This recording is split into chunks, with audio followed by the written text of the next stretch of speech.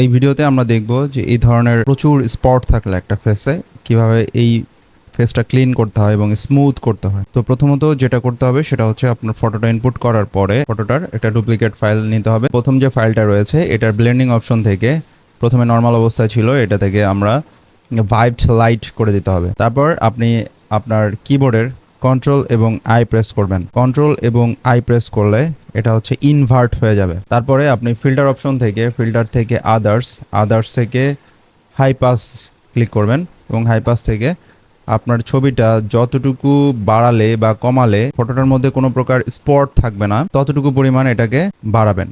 যেমন আমি এই যে যতটুকু এখানে করেছি তাতে ফটোটা কিন্তু স্পট বোঝা যাচ্ছে না। এখন আমি জাস্ট ওকে প্রেস করব। তারপর আবার হচ্ছে ফিল্টারে যাইতে হবে, ফিল্টার থেকে ব্লার থেকে হচ্ছে গুশন ব্লারে যাইতে হবে। গুশন ব্লারে গিয়ে আপনি যে অবস্থায় ফটোটাকে রাখতে চাচ্ছেন, এটা যখন একেবারে কম থাকবে অতিরিক্ত ব্লার থাকবে, একটু আস্তে বাড়াবো। জিনিসটা বাড়ালে একটা ন্যাচারাল লুক যখন আসবে, এটা কিন্তু একটা ন্যাচারাল লুক আসছে। তো এখন আমরা ওকে প্রেস করব। এবার হচ্ছে এটাকে মাস্ক করব।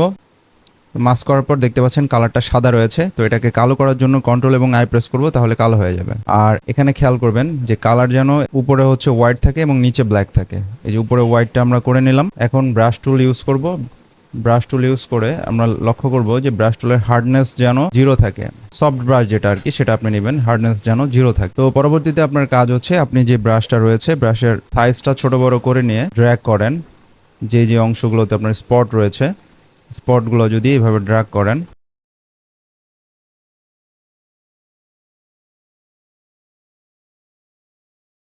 আমাদের ফটোটা কিন্তু রেডি হয়ে গেল। এখন যদি আমরা একটু বিফোর এবং আফটার দেখার চেষ্টা করি, বর্তমান অবস্থা এবং আমাদের ছবিটা আগে দেখেন এই অবস্থানে ছিল এবং এটার বর্তমান অবস্থা হচ্ছে স্মুথ হয়ে গেল।